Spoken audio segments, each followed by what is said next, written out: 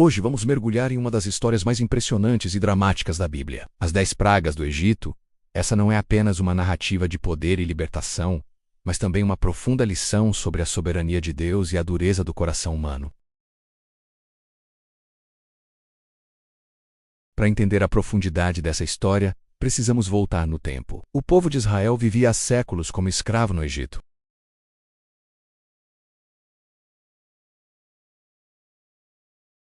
Em meio a esse sofrimento, um clamor subiu aos céus. O povo pedia por um libertador.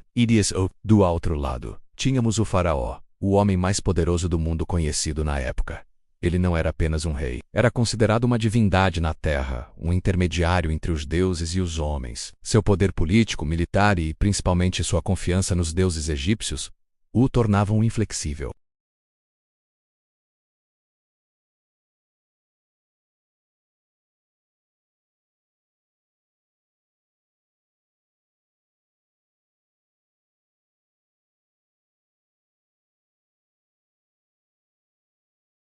As pragas não são apenas desastres naturais. Elas são uma manifestação progressiva e didática do poder de Deus, um confronto direto com todo o sistema de crenças egípcio. A história começa com Deus enviando Moisés e seu irmão Arão com uma mensagem simples e direta para o Faraó.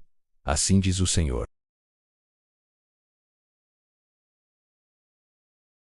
A resposta de Faraó é cheia de arrogância.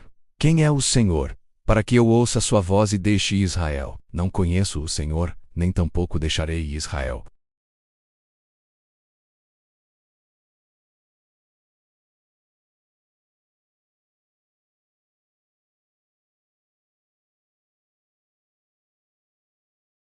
Era adorado como um deus Hopi. Então Deus instrui Moisés a ferir as águas, e todo o rio se transforma em sangue. Os peixes morrem, a água se torna imbebível, e um cheiro terrível sobe por toda a terra. O deus do rio se mostra impotente, mas o coração de Faraó se endurece. Em seguida vem as rãs. A deusa da fertilidade, Hek, era representada com a cabeça de uma rã. Deus faz com que rãs saiam do rio e infestem cada canto do Egito. As casas, os quartos, as camas, os fornos, o que era um símbolo de vida se torna uma praga insuportável. Faraó até chega a pedir que Moisés ore por ele, mas assim que as rãs desaparecem, ele volta atrás em sua palavra. Seu coração se endurece ainda mais. Depois vêm os piolhos. Do pi da terra surgem nuvens de pequenos insetos que atormentam homens e animais. Aqui, algo interessante acontece. Os magos de Faraó, que até então conseguiam imitar as primeiras pragas com suas artes secretas, não conseguem produzir piolhos. Eles admitem a Faraó. Isto é o dedo de Deus, mas nem mesmo o testemunho de seus próprios conselheiros é suficiente. O coração de Faraó permanece duro como pedra. A quarta praga é a das moscas. Enxames e mais enxames de moscas invadem as casas dos egípcios. Mas pela primeira vez, Deus faz uma distinção clara. Na terra de Gósen, onde viviam os israelitas, não havia uma mosca sequer. Deus estava mostrando que ele tinha o poder de proteger o seu povo em meio ao juízo. Faraó tenta negociar, mas seu orgulho não permite a rendição. A praga seguinte ataca a economia do Egito. A morte dos animais. Cavalos, jumentos, camelos, bois, ovelhas, todos os rebanhos dos egípcios são atingidos por uma peste mortal. Novamente os animais dos israelitas são poupados. O deus touro Apis e outras divindades animais se mostram frágeis. Mesmo com a economia em colapso, o coração de Faraó não cede. Em seguida, úlceras e feridas purulentas surgem na pele de todos os egípcios, inclusive dos magos, que nem conseguiam ficar de pé diante de Moisés. A praga ataca diretamente o corpo humano, mostrando que nem Sekhmet, a deusa da cura, podia proteger seu povo. E ainda assim, Faraó se recusa a obedecer. A sétima praga é aterrorizante. Uma chuva de pedras e fogo cai do céu, algo nunca visto no Egito. A tempestade destrói as plantações, mata pessoas e animais que estavam no campo. Nut, a deusa do céu, foi completamente desmoralizada. Deus mostra seu poder sobre os céus.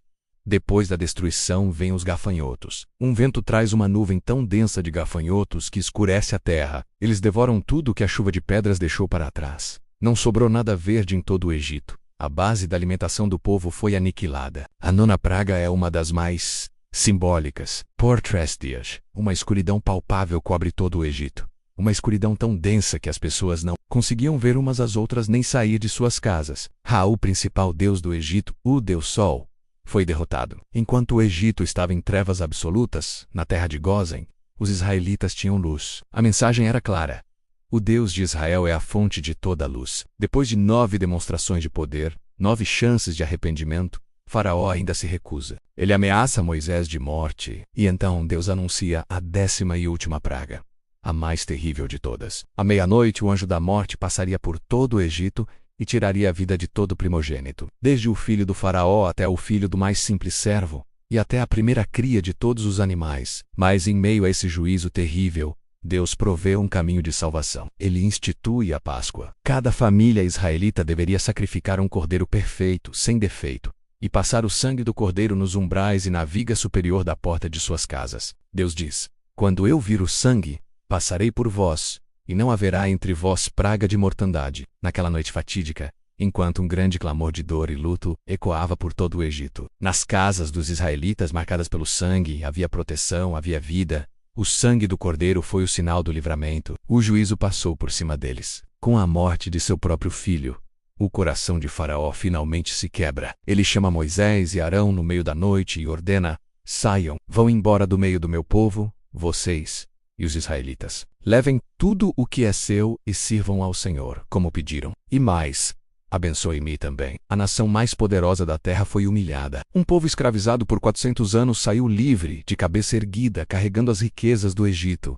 Então, o que essa história épica nos ensina hoje, milhares de anos depois? Primeiro, que Deus é absolutamente soberano sobre todos os poderes, sejam eles políticos, militares ou espirituais. Nenhum governo, nenhuma ideologia, nenhuma força deste mundo pode se opor com sucesso à sua vontade. Segundo, a história de Faraó é um aviso solene sobre o perigo de um coração endurecido. A cada praga, Faraó teve uma oportunidade de se arrepender, mas a cada recusa, seu coração se tornava mais resistente à voz de Deus. Resistir a Deus não nos torna mais fortes, nos torna mais cegos e insensíveis. Terceiro, vemos que o juízo de Deus é real e é justo. Ele é paciente e longânimo, mas não ignorará o pecado e a injustiça para sempre. E, o mais importante, aprendemos que a obediência e a fé trazem livramento. O sangue do cordeiro na porta foi um ato de obediência e fé que resultou em salvação, e isso aponta profeticamente para Jesus Cristo. A Bíblia o chama de o Cordeiro de Deus, que tira o pecado do mundo, assim como o sangue do cordeiro protegeu os israelitas do anjo da morte. O sacrifício de Jesus na cruz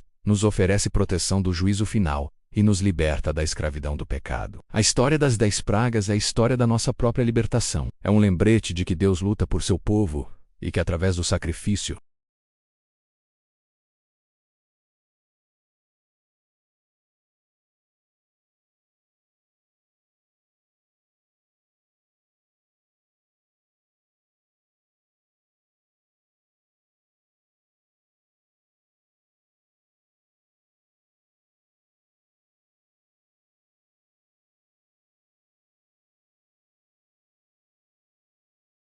muito obrigado por ter assistido até aqui.